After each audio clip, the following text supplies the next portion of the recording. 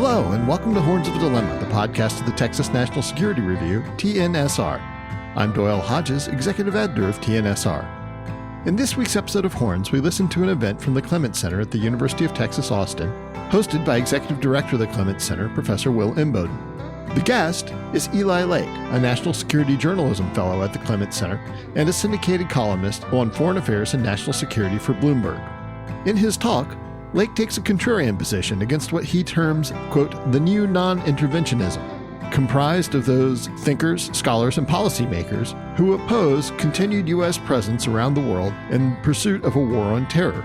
In particular, he addresses ideas put forward by the Quincy Institute. Lake's talk is controversial and provocative and provides interesting talking points in order to bracket the debate that accompanies many of the concerns being expressed as the United States expressed its commitment to withdraw from Afghanistan. Let's listen in. Good afternoon. Good to see everybody. Welcome to the latest installment in the Clements Center's speaker series. We are honored to be hosting today one of our own, our National Security Journalism Fellow, Eli Lake. And Eli is technically based in Washington, D.C., but we have adopted him as a fellow Longhorn here, and he's been a wonderful addition to our ranks this year. Eli is a very distinguished and popular columnist with Bloomberg, as well as a widely published essayist and an investigative journalist at a number of other prestigious national outlets, with a particular specialty on the national security beat. And as any of you who follow him, either his writings or on Twitter know, he's a delightful contrarian.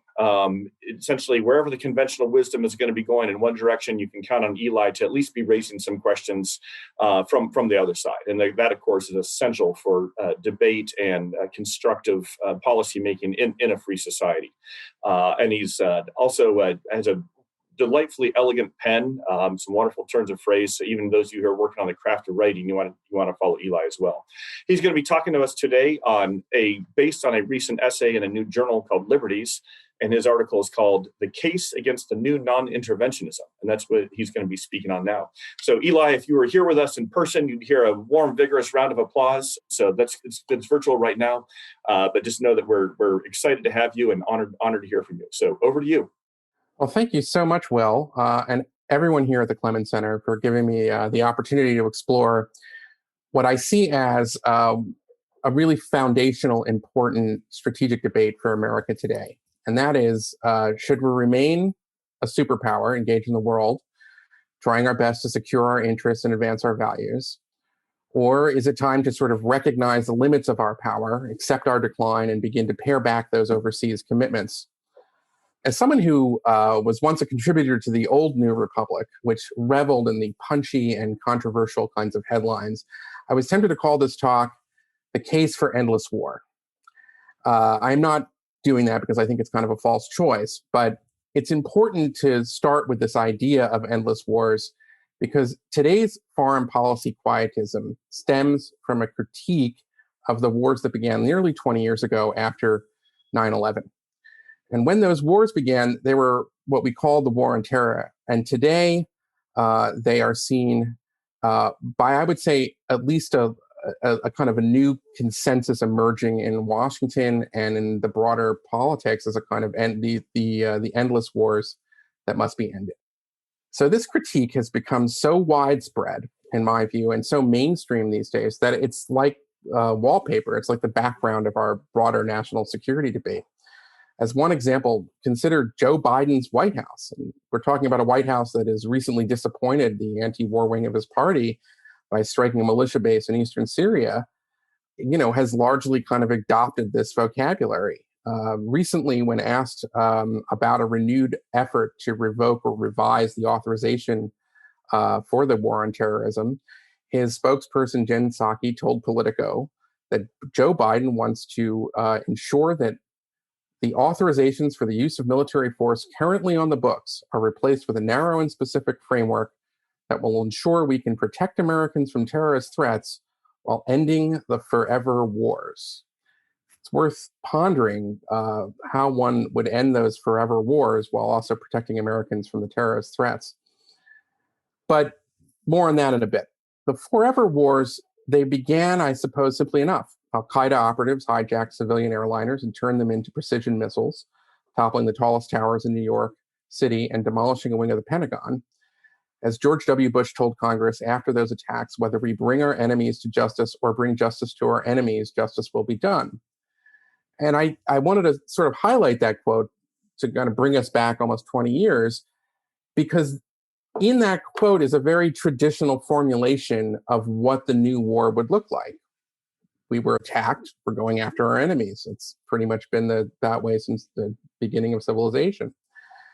But soon a new kind of doctrine emerged, that America not only had an obligation to bring the justice to the terrorists, it also needed to prevent another 9/11. And that required open warfare, military invasions, but also a sort of shadow war all over the world.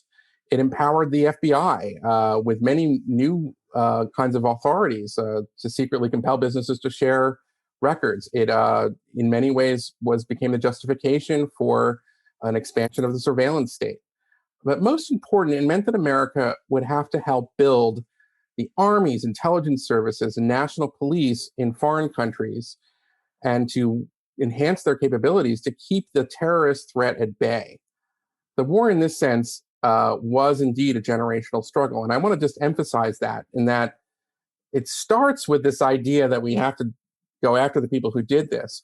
But very soon it became a mission to make sure that there would never be this kind of mass casualty terrorist attack again. And on those terms, you could argue that the war has been successful. Yes, of course, there have been individual horrible terrorist attacks. We now face totally different kinds of domestic terrorism today, but nothing like 9/11 has happened since 9/11. The new non-interventionism starts with this war on terror. It aims to extricate the United States from the commitments of that war, namely Iraq now and Afghanistan, while also warning that countering other threats that had nothing to do with it, like China, Russia, or even attempting to transition the failed state of Venezuela to something more democratic, will inevitably lead to more endless wars. The new non-interventionists come from across the political spectrum. There is the anti-war left, of course, and that believes American interventions are excuses to dominate weaker states. There's also the American right that sees no reason to waste resources overseas when there are so many problems here at home. And most Americans these days who are not really that tuned in, according to a lot of opinion polling, but when they're asked, they tell pollsters, or majorities will tell pollsters, that they would generally like for the U.S. to come home from these longstanding wars. Now, before I kind of get into my broader critique, I think it's important to acknowledge some of the fair criticisms of the war on terror. So first of all, it's been expensive. A 2019 estimate from the Watson Institute for Public Affairs at Brown University, just name one, found that the U.S. had spent $6.4 trillion in the post-9/11 wars, while the total casualty numbers that are often obscured, by the way, I don't like total casualty numbers, I should say, because it doesn't really, it sort of gives you a number, but it doesn't really tell you who's responsible for what deaths. But they found that more than 800,000 lives have been lost as a result of these conflicts. So it's worth asking, is the cost of preventing mass casualty terror attacks still worth the price? I would say it is, but I also think it's worth revisiting the question every few years and putting it, as a debate in Congress.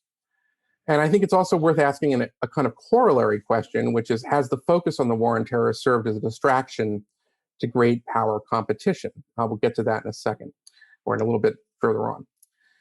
A second fair criticism of the war on terror is that even when terrorist leaders are killed, even when caliphates are destroyed, there's always another reason for U.S. forces to stay. The last three presidents have learned this lesson the hard way. When George W. Bush gave his infamous speech claiming that mission in Iraq was accomplished, the real insurgency in Iraq was just beginning. The liberation of Baghdad was a prelude to a much more vicious war that pitted Shiite and Sunni fundamentalist militias against one another, and U.S. forces in the country that were trying to keep the peace were caught in that crossfire with horrific effect. When Barack Obama felt confident enough to remove all forces from Iraq in 2011 following the killing of Osama bin Laden and the failure of his own diplomats and generals to extend the status of forces agreement there, a new, more virulent jihadist threat was metastasizing, later known as ISIS. After ISIS beheaded an American in 2014, Obama eventually sent forces back into Iraq and Syria, continuing the war he campaigned on ending. Even Trump's plans to declare victory against the ISIS caliphate and leave ran up against the reality that Iran's proxies would fill the void left by America and its allies. And whatever you want to say about Trump, he didn't end up ending the wars that he campaigned on ending. Turns out that the ending of these endless wars is a lot more difficult than tweeting about it. Finally, the war on terror has concentrated power very much with the executive branch. It's an old constitutional argument that pits sort of the executive's Article 2 powers against war-making powers of Congress, and I don't intend to necessarily get too deep into that here. But I would say that because of the nature of this war, that major decisions ranging from the drawdowns and surges of troops to drone strikes against terrorist leaders to new battlefields effectively to sort of enter are really made by the president and the president alone. And relevant committees and members of Congress are merely informed of these decisions, if they're informed at all, as we saw in the Trump years, that was even questioned. So it's not to this, I don't mean to bring this up to say that Congress should be invited to micromanage all of these conflicts. I think that's a terrible idea. But it is to say that the last time Congress authorized the war on terror was nearly 20 years ago. It was on September 14th, 2001. And it said that the president is authorized to use all necessary and appropriate force against those nations, organizations, or persons he determines planned, authorized, committed, or aided the terrorist attack that occurred on September 11th, 2001. That's a pretty broad mandate in one sense, but it's still tied to holding the people responsible for 9/11 accountable. And so I think a fair question that can be raised by the new non-interventionists is, Osama bin Laden is dead. Most of the senior leadership at the time of Al-Qaeda is dead. Why are we still fighting this war? Or at least should some sort of war be reauthorized? So over time, this authorization has really been interpreted quite generously, so much that it was used to justify missions from Somalia to Pakistan. When Obama sent U.S. forces to join that fight against ISIS in Iraq and Syria, an organization that at the time was a battlefield enemy of Al-Qaeda, he brought up the 2001 authorization again.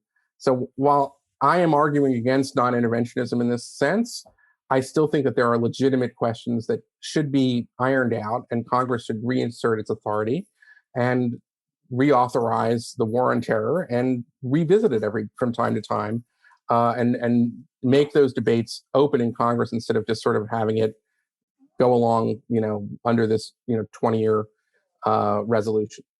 So why are the non-interventionists wrong? So let's start with the idea of endless wars. In the 20th century, it really has its roots, I think, or at least it's sort of best explained in the novel 1984, where George Orwell depicted a totalitarian state that invents its own history to justify perpetual war between superpowers to keep its citizens in a state of nationalist fervor. So in this respect, endless war was really, in part, a mechanism to help control one's own population and to to sort of suffocate their rights. In American political discourse, the concept of a kind of war without end is popularized by Noam Chomsky in his book Manufacturing Consent, in which he sort of analyzes the mass media at the time and says it teaches Americans to support a military-industrial complex by demonizing convenient adversaries. Critics of endless wars in the 20th century argued that war itself was good for the state, and therefore citizens had to be tricked into supporting a state of perpetual fear and conflict. Orwell's wars were endless because none of the world's states possessed the power to actually win them. And that's very different than the war on terror, because America has more force in this, particularly against terrorist groups. The war on terror endures because weaker states that the United States is supporting would collapse if American forces left. So the war on terror today kind of pits the American Gulliver against fanatical bands of Lilliputians. In this respect, the idea of war is really doing a lot of work in the argument to end endless wars. It's true that there are still U.S. forces in Afghanistan, Iraq, and Syria. But in all three countries, their numbers are now at historic lows. There are 2,500 troops in Iraq, another 2,500 in Afghanistan, and between maybe 600 and 900 U.S. forces are in Syria.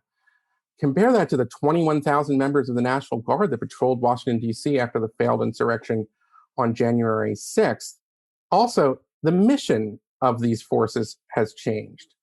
The invasion of Iraq, Afghanistan, and Iraq began as traditional big wars that could be plotted on digital maps by cable news anchors, follow troop movements and things like that. But today they're quiet, less visible missions aimed at training and fighting alongside the militaries the US has nurtured in this period. US special operators in particular have relearned old lessons on how to turn local proxies into effective fighting forces. And the fact that a few hundred American special forces, along with air power and Kurdish and Arab militias, managed to destroy the ISIS caliphate in around 3 years is really an enduring achievement that I think opens up a wide range of possibilities in terms of the toolkit that, between sort of shock and awe and doing nothing. And I would also argue that Trump's feckless abandoning of those allies was one of his worst blunders. And then, so this gets to a stronger and more sophisticated argument for some non-interventionists. A better reason for winding down America's presence in the Middle East is that it's not just strategically important in 2021 as it was in the first decade of the new millennium. I don't need to tell this audience, of course, that America's big strategic rival today is a rising China and to a lesser extent a declining Russia. So the argument is that babysitting weak states in the Middle East is a strategic diversion. So I should say I agree with that in principle, but I think it's a trickier proposition in practice. To start, the commitment today is much less in these countries than it was at previous points in the war. So while it's arguable that the resources the U.S. expended, say, in Afghanistan at the height of the first surge in 2010 was an impediment to making a strategic pivot to China, is that really true today? I mean, it's 2,500 U.S. forces in Kabul and around, and sort of the role that the United States plays in Afghanistan. Is that really a hindrance? I would argue that it's not when you're talking about the massive strategic challenge that China poses. Also, what are the alternatives? Joe Biden has adopted the alleged peace plan, which I'm not a fan of, developed under the Trump administration from its special envoy, Zalmay Khalilzad, with the Taliban.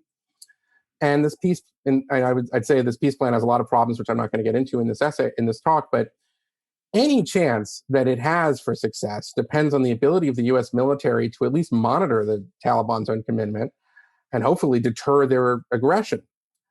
There's a real cost to taking the few amount of troops at this point out of Afghanistan by this May 1 deadline, which I don't think Biden will adhere to, but certainly there's a lot of pressure on him to do that.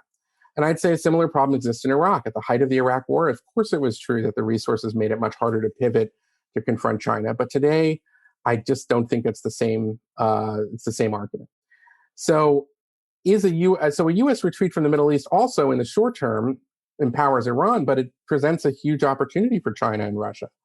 We saw a version of this already in Syria when the Obama administration declined in 2015 to prevent Russia from establishing more air bases in the country. The Russians obviously filled the void. And it's just a reminder that when the U.S. leaves and there is a power vacuum, it's not like our great power competitors are going to say do nothing. And then, so I think it's important to kind of get out of that mindset, especially now that the commitment is much less than it was. In addition to the great power problem with an arbitrary retreat, in my view, from the Middle East, there's the initial problem that 9/11 exposed.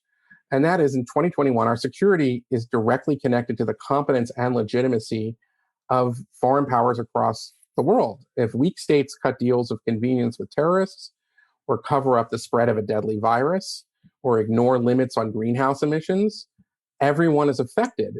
So while the work of building competent governments is often a slog and has led to imperfect results, there's no doubt about that, you have to ask, what's the alternative? Do you just allow weak states to collapse, creating these vacuums of power? And sooner or later, that will have an effect on your security. So you need to have some sort of plan that in the absence of American power, that you were still trying to nurture along these governments. And obviously, at a certain point, we would hope that they would graduate to the point where there would be no need for the U.S. to be there. But in the time being, I don't see a problem with a sort of small number of troops in the places like Iraq, Syria, or Afghanistan.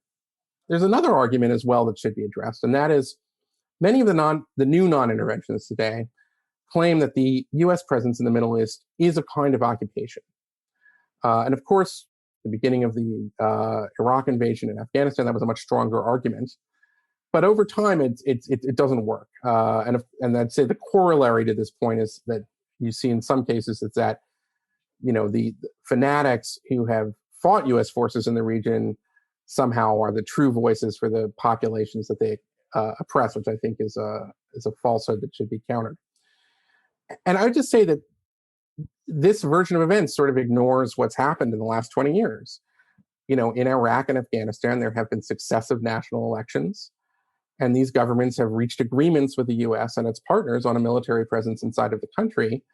The exception here is obviously 2011 in Iraq, but the Iraqi government in 2014 wanted the U.S. to return. They didn't want to just be reliant on the Iranians to go after ISIS, which was taken over a lot of their country.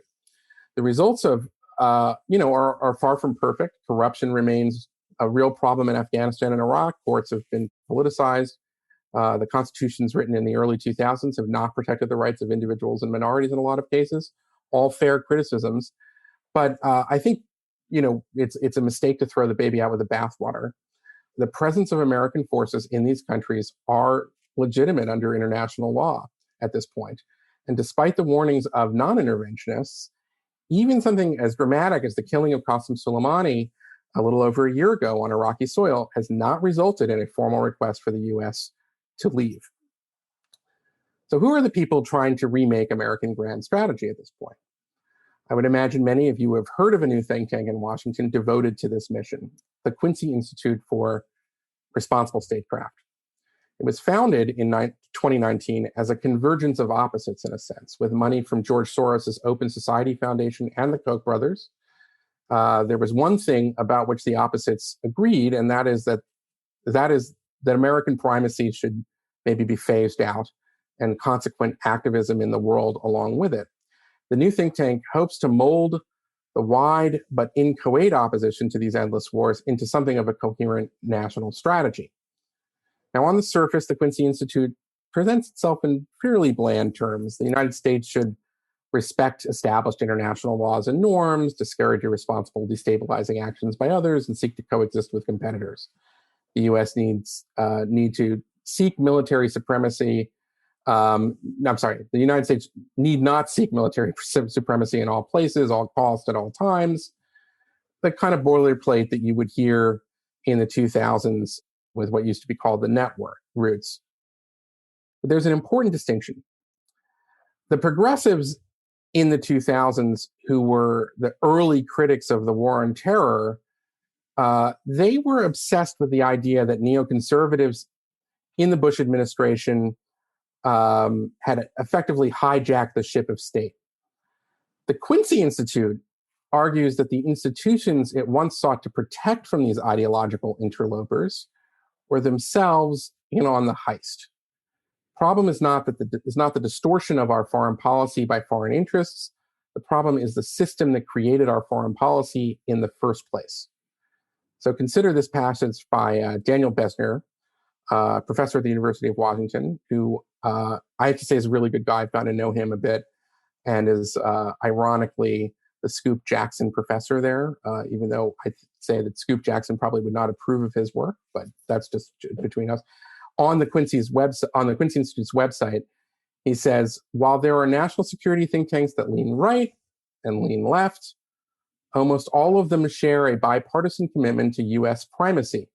The notion that world peace, or at least the fulfillment of the national interest, depends on the United States asserting preponderant military, political, economic, and cultural power. Think tanks, in other words, have historically served as the handmaidens of empire. So that's Daniel Besner on the Quincy Institute website. And he is echoing an idea from Stephen Walt, the Harvard professor, who was also a fellow at the Institute and a kind of legendary international relations theorist. At the end of his 2018 book, The Hell of Good Intentions, Walt called for a, quote, fairer fight within the system and recommended establishing a broader political movement and the creation of new institutions to challenge what he perceives as the consensus among foreign policy elites to favor a strategy of liberal hegemony. American primacy in the world he deemed to be bad for America and bad for the world. So for this mission, the Quincy Institute has a pretty good president, at least on the line, as a military historian by the name of Andrew Bacevich. He has emerged, in my view, as a sort of more literate and less sinister version of Smedley Butler. Now, that name is largely forgotten today, but Butler was a prominent figure in the 1930s, a retired major general who, after his service to the country, declared that war is a racket, and that his career as a Marine amounted to being a, quote, gangster for capitalism. In 2013, in breach of trust, Bacevich presented Butler as a dissident. He commits a kind of treason in the second degree, not by betraying his country, but calling into question officially sanctioned truths. And in this respect, Butler is the model for other retired military officers who dare to challenge official lies. And I think it's really important here to sort of note that Butler is not just sort of saying he doesn't like a particular war or that he has a problem with a particular foreign policy. He is saying the entire enterprise is rotten to the core. And that's an important and used to be a fairly radical concept, and I think it's gaining a lot of steam now in Washington. So more recently, Bacevich has sought to recast the history of the movement to prevent Roosevelt from entering World War II, known as America First. He's acknowledged that America was correct to go to war against the Nazis, but still he believes that the America Firsters have gotten a bad rap. Till Donald Trump, the America First movement was seen as a cautionary tale and a third rail. When Pat Buchanan tried to revive the term in the 1980s and 1990s, there really was bipartisan outrage. After all, America First was led by Charles Lindbergh, an anti-Semite and an admirer of the Third Reich. Bacevich acknowledges the ugly prophet, and yet he chafes at Roosevelt's judgment that Lindbergh's movement was promoting fascism. Roosevelt painted anti-interventionism as anti-American, and the smear stuck, he wrote in a 2017 essay in Foreign Affairs called Saving America First. Bacevich imparts a grain of truth here, I should say. America First movement was largely a response to the unprecedented horrors of World War I, in which armies stupidly slaughtered each other and chemical weapons were used on a mass scale. And the war was sparked by miscalculations and secret alliances between empires and smaller states in Europe. It lacked the moral and strategic purpose of defeating the Nazis and the Japanese fascists. It's quite understandable that 2 decades after World War I ended, many Americans would be reluctant to fight its sequel. But Bacevich goes a bit further. In his Foreign Affairs essay, he instructed that the America First movement did not oppose Jews. It opposed wars that its members deemed needless, costly, and counterproductive. That was its purpose, which was an honorable one. Really, was that an honorable purpose at that time, I have to ask. And while it's true that in the 1930s, major newspapers did a terrible job of covering the Third Reich's campaign against Jews and other minorities, those persecutions were hardly a secret. Nazi propaganda in the United States was openly anti-Semitic. The war weariness of post-World War I America does not confer nobility on America First's cause. So all of this is, I think, an important background because I think it tells us a lot about where the Quincy Institute is today. The think tank's foreign policy agenda and arguments echo the anti-interventionism of the 1930s. Most of its scholars are more worried about the exaggeration of threats posed by America's adversaries than the actual regimes doing the actual threatening. Last May, to give one example, Rachel Esplin Odell, a Quincy fellow, complained that Senator Romney was overstating the threat of China's military expansion and unfairly blaming the state for the outbreak of the coronavirus. Quote, the great irony of China's military modernization is that it was in large part a response to America's own grand strategy of military domination after the Cold War. So I just would point out that you sort of see this as a pattern in a lot of this new kind of criticism, which is that even states that are threatening U.S. interests and the United States, they're only doing so because of the United States. It's like the prime mover theory of international relations. The Institute has also hired some staff that come out of what I would call the anti-neoconservative movement of the 2000s. And, you know, there was at that time, I should say, a flirtation with an international relations kind of anti-Semitism, and that is the obsession with Israel and its influence on American statecraft. The one example I would use here is Trita Parsi, who is the Institute's Swedish-Iranian vice president. He is probably best known as the founder of the National Iranian American Council, a group that purports to be a nonpartisan advocacy group for Iranian Americans, but it's largely focused on softening U.S. policy towards Iran. In 2015, as the Obama administration was rushing to finish the nuclear deal, with Iran, his organization took out an ad in the New York Times that asked, will Congress side with our president or a foreign leader? A reference to an upcoming speech before Congress by Benjamin Netanyahu. Now, the National Iranian American Council's foray into this sort of dual loyalty canard is ironic, considering that Parsi himself has been a go-between for journalists and members of Congress who seek access to Mohammad Javad Zarif, Iran's foreign minister.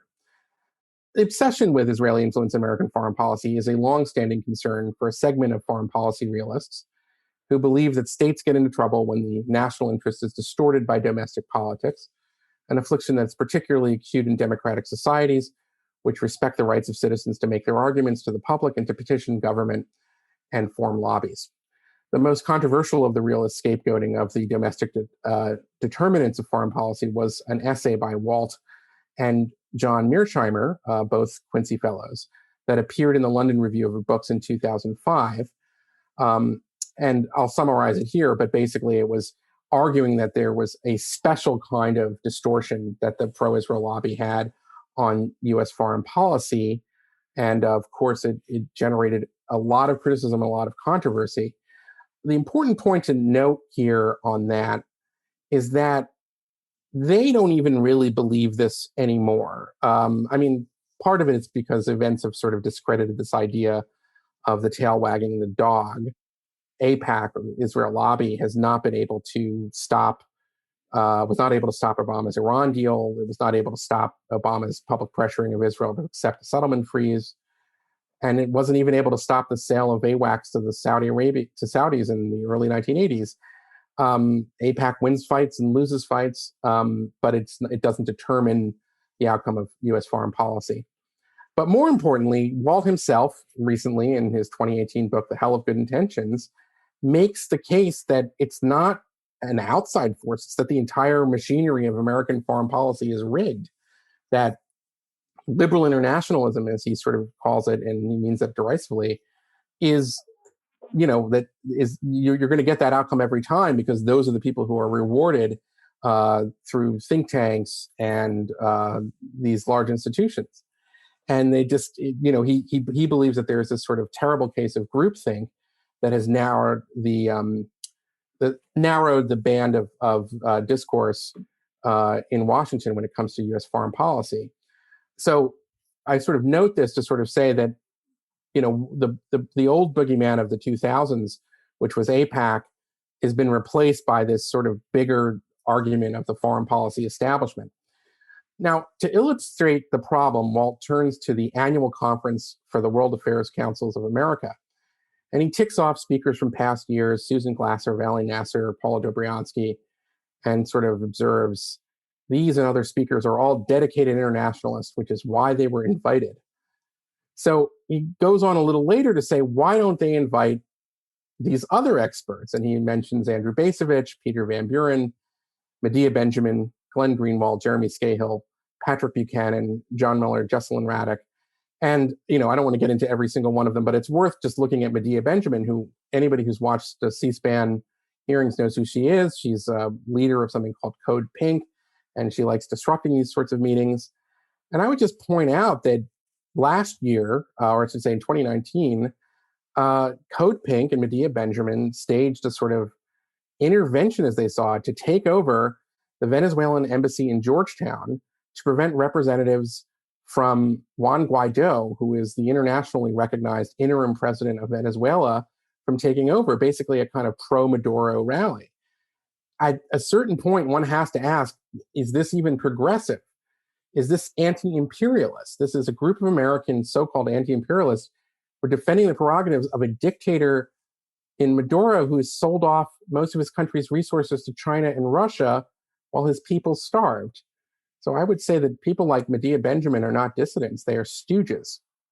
And in this way, the hard-nosed sort of centrist, serious post-Iraq realists have soured, they've kind of curdled into a new sort of version of radicalism in some ways. Whereas at the heart of this, we're not seeing, a return to Henry Kissinger, we're seeing more Noam Chomsky. And as in Chomsky, the aggression of America's adversaries is explained away as a response to American power. And it's a really important concept because I think that that's sort of what's animating a lot of this stuff, particularly for the Quincy Institute.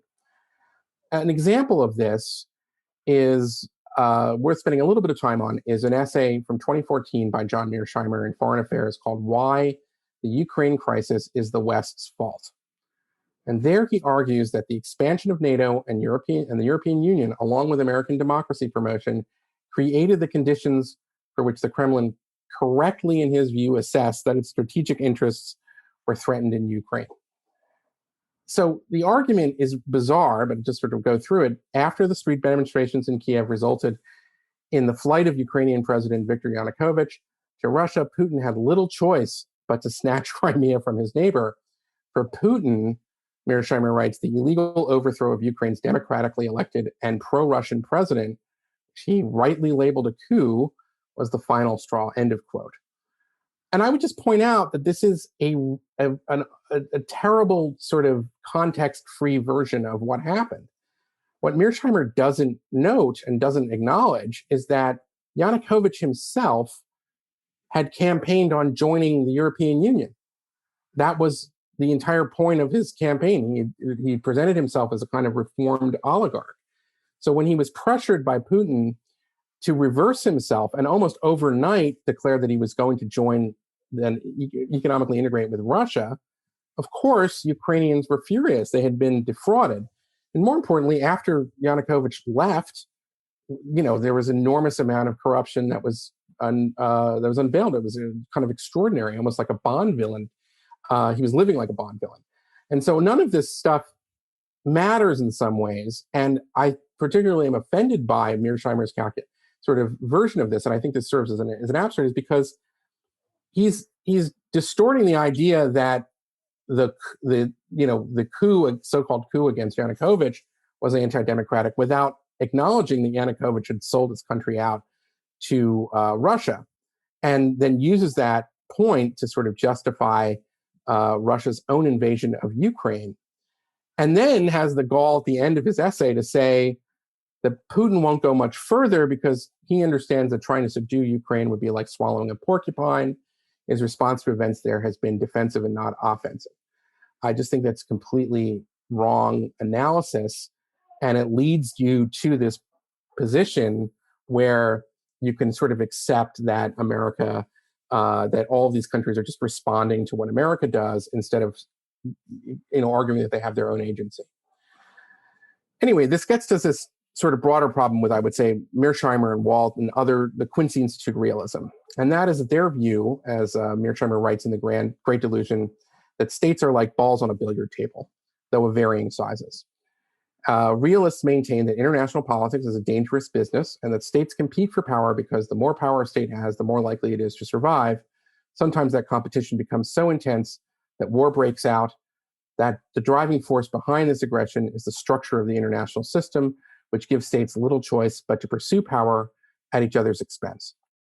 It's an old idea, which basically comes down to Thucydides' anecdote that he relates where the Athenians told the Melians, the strong do what they can and the weak suffer what they must.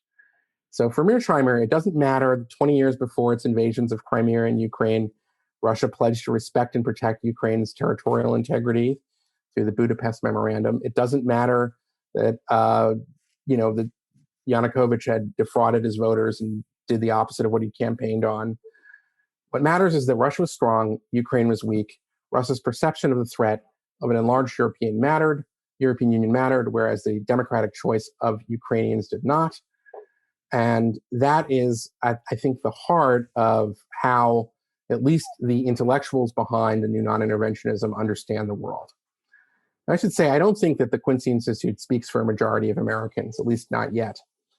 But it's important to understand that what their intellectual project entails. In the view of the Quincy Institute, America is no different than any other great power. It doesn't matter that Iraqis have voted in successive elections since 2005. It doesn't matter that America builds girls' schools in Afghanistan and the Taliban tears them down. America is not exceptional. It's only a larger billiard bar.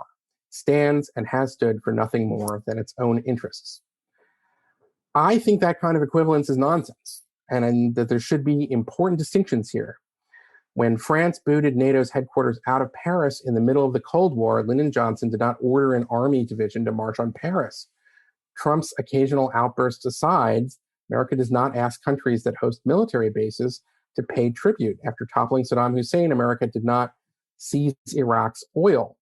Compare this to the Soviet Union's response to a dock worker strike in Poland, or for that matter, to the Dutch East India Company. These realists do not acknowledge the value of preserving the systems of alliances and world institutions that comprise the American-led world order, or the fact that they have often enriched and secured America's allies and even at times its adversaries.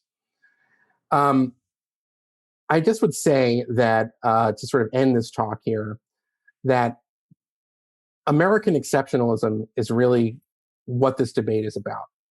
And if you think that America has largely sort of been a force for evil in the world or is no different than its great power rivals, then it can get you to the moral reasoning that you need to sort of justify this broader retreat. But if you don't believe that, and I still don't think most Americans do, then I think we have to accept that there are hard choices, but American leadership in the world and American power can make a real difference. I just say it was as recently as 2014 that Obama dismissed ISIS as a junior varsity team. And even he was forced to reconsider his narrative that the killing of Osama bin Laden was the epitaph for the 9/11 wars, when a more virulent strain of Islamic fascism emerged in Levant. In the summer of 2014, he sent back special operation forces to Iraq and began the air power campaign against ISIS that continues to this day in some ways. Would ISIS have come into being if America had kept a small force inside of Iraq? I mean, we can't really know that. But what we do know is that many of the officers on the ground, military officers on the ground, warned that something like that would have happened if we left. And I think the same cautionary tale applies to Afghanistan as well. Anyone who thinks that Biden should adhere to this May 1st deadline, getting all U.S. forces out of the country, should accept that the likely result of that will eventually be Taliban will consolidate power and control the country, basically evaporating anything and any good that the United States has done in that country for the last 20 years. None of this is to say that the only focus of the United States should be on preventing another mass terrorist attack. Of course not. The United States has to also re-engage in great power competition. But I do think it's important at this point to understand that America really should have a more self-confidence when we intervene in the world. And I would sort of leave with this thought, and this is from, again, a lot of this is taken from my essay. When moments arise that reveal fissures and weaknesses in a tyrant's regime, when there are indigenous democratic forces that are gaining ground, I think America should intensify and assist them. It's a matter, in my view, of both strategy, because the friendship of peoples is always better than the friendship of regimes, but also morality. When opportunities for democratic change emerge in the world, the wiser strategy is to support the transition, not to save the dictator. It's not a license. This is not a license to invade countries or foment military coups, and I'm well aware that you can make a strong case at times for American overreach. But it's rather a recognition any arrangement America makes with despots will at best be temporary. America's true friends are the states that share its values, and I think that's still a valuable mission in the world, even in places where it seems like it's very unlikely that it'll stick, like Iraq and Afghanistan. The triumph of the open society is not preordained, as some people would say, like Francis Fukuyama. It requires, in my view, constant vigilance. And I think that kind of constant vigilance is something that we need to sort of remind ourselves, particularly in this moment. Thank you for listening to this episode of Horns of a Dilemma, and please don't forget to visit our website at tnsr.org.